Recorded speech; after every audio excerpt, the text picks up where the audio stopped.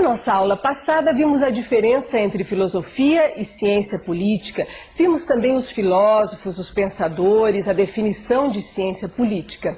Hoje começamos a estudar as instituições políticas. Vamos estudar em capítulos. E o tema de hoje é o Estado.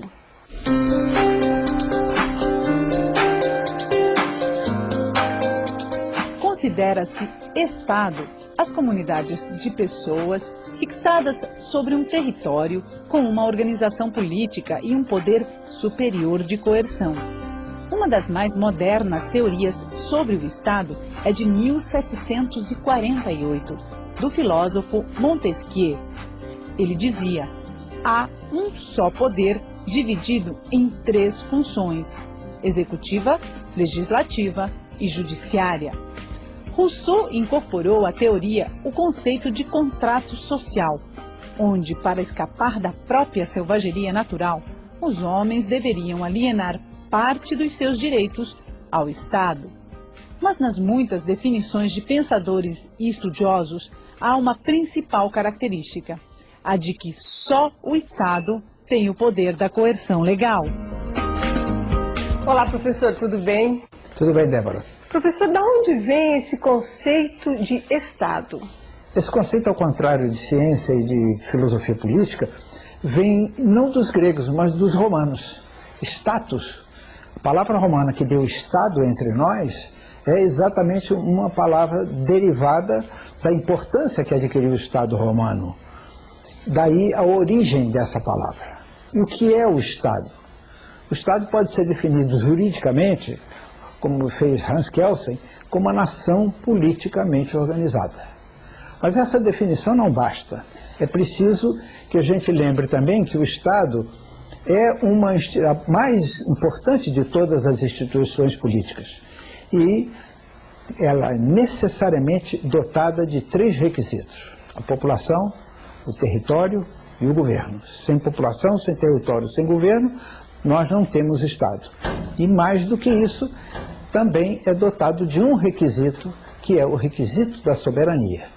No entanto, se população, território e governo formam um Estado que não é soberano, que não tem esse atributo, é uma outra categoria de Estado. É Estado, mas não soberano. Na ciência política, nós nos preocupamos, sobretudo, com os Estados soberanos. Professor, há uma diferença entre Estado e nação? Há uma diferença. Eu cheguei a chamar a atenção há pouco, que o Estado é a mais importante das instituições políticas, dotada de 3 requisitos. A nação é uma unidade constituída de um povo que tem similitudes, tem semelhanças, tem unidade cultural, linguística, etc., que formam uma nação. Um Estado pode ser formado de várias nações. Esse, por exemplo, é o caso do Estado brasileiro. Nós temos aqui uma quantidade imensa de índios que falam outra língua, que têm a sua própria cultura e que vivem dentro do Estado brasileiro. Eles constituem uma nação. E os brasileiros, que não são de origem indígena, que já estão civilizados, constituem outra nação.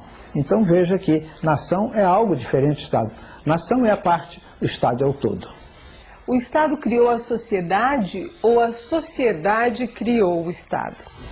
Como instituição política, todas as instituições políticas foram criadas pela sociedade. A diferença é que o Estado só foi criado depois que a sociedade política se civilizou. Enquanto a sociedade política não foi civilizada, no estágio, portanto, pré-civilizatório, não houve Estado. O Estado é resultado da civilização, do processo que transformou a sociedade numa sociedade civilizada. Professor, entre os teóricos das teorias de Estado, há algum personagem assim que a gente tenha que destacar nessa história, ao longo da história e quando se estuda o Estado? Sobretudo Hobbes, o inglês Thomas Hobbes. Por que razão? Porque o livro, o Leviatã, que é da autoria dele, é na realidade uma teoria do Estado. Qual é a teoria de Hobbes? O que ele defende? que ele é o primeiro contratualista. Ele defende que antes do estágio civilizatório, os humanos viviam no chamado estado da natureza. O que era esse estado da natureza? É aquele em que cada um depende da sua própria força. Ele é livre para fazer o que quiser, mas está sujeito à força dos mais fortes. Portanto, é uma liberdade extremamente limitada. O Estado surgiu exatamente para evitar isso, para garantir a liberdade de todos. Por isso é que Hobbes dizia que o estado da natureza é a luta do homem contra o homem. E ele criou uma figura para explicar isso. O homem, lobo do próprio homem. O Estado, portanto, é a sociedade que renuncia a uma parte da sua liberdade para que possam viver todos com igual liberdade e não dependendo da força do seu semelhante. Essa teoria, pode-se dizer que é a teoria do Estado moderno?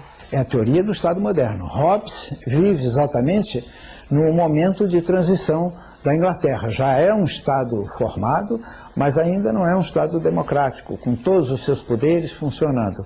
Por isso se diz que Hobbes é o filósofo do absolutismo monárquico, que é típico, característico do Estado moderno.